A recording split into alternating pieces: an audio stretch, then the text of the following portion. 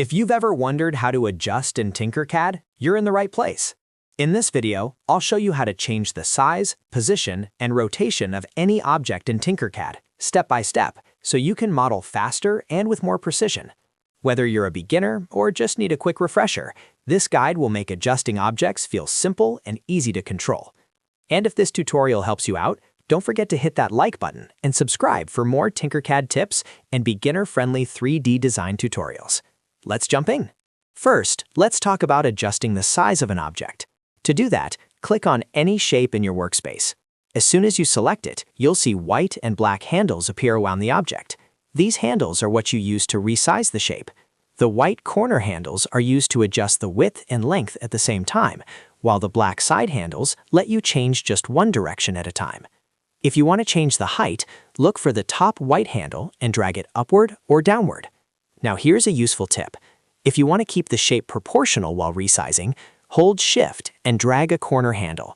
This locks the proportions so your object doesn't stretch in a weird way.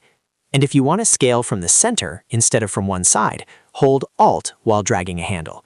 That's a great trick when you want your design to stay centered as you make changes. Next, let's adjust the position of your object. If you want to move it left, right, forward, or backward on the workplane, simply click the object and drag it across the workspace.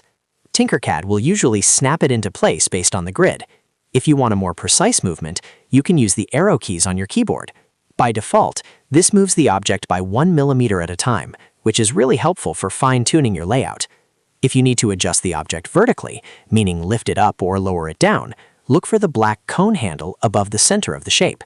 Dragging this cone lets you raise the object off the workplane or push it down through it.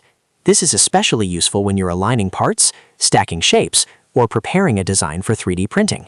You can also control how precise your movement is by changing the Snap Grid setting in the bottom right corner of Tinkercad.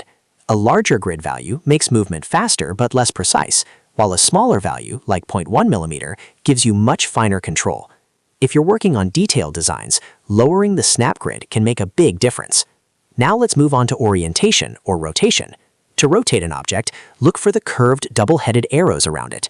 These are the rotation handles. When you drag inside the blue compass circle, the object will snap to 22.5-degree increments. That's useful for quick standard rotations. If you need more accuracy, drag outside the circle and you'll get 1-degree precision instead. And if you want a very exact angle, click the degree value that appears after selecting the rotation handle and type in the number yourself, like 45 or 90 degrees. This is the best option when your project needs precise alignment. So to recap, adjusting in Tinkercad comes down to 3 main things: changing size, moving position, and rotating orientation. Once you understand the handles and shortcuts, you can edit your models much faster and with much better control. Spend a little time practicing these tools, and you'll become way more confident in Tinkercad. If this video helped you learn how to adjust in Tinkercad, make sure to like the video, subscribe to the channel, and turn on notifications so you don't miss the next tutorial. Thanks for watching, and I'll see you in the next one.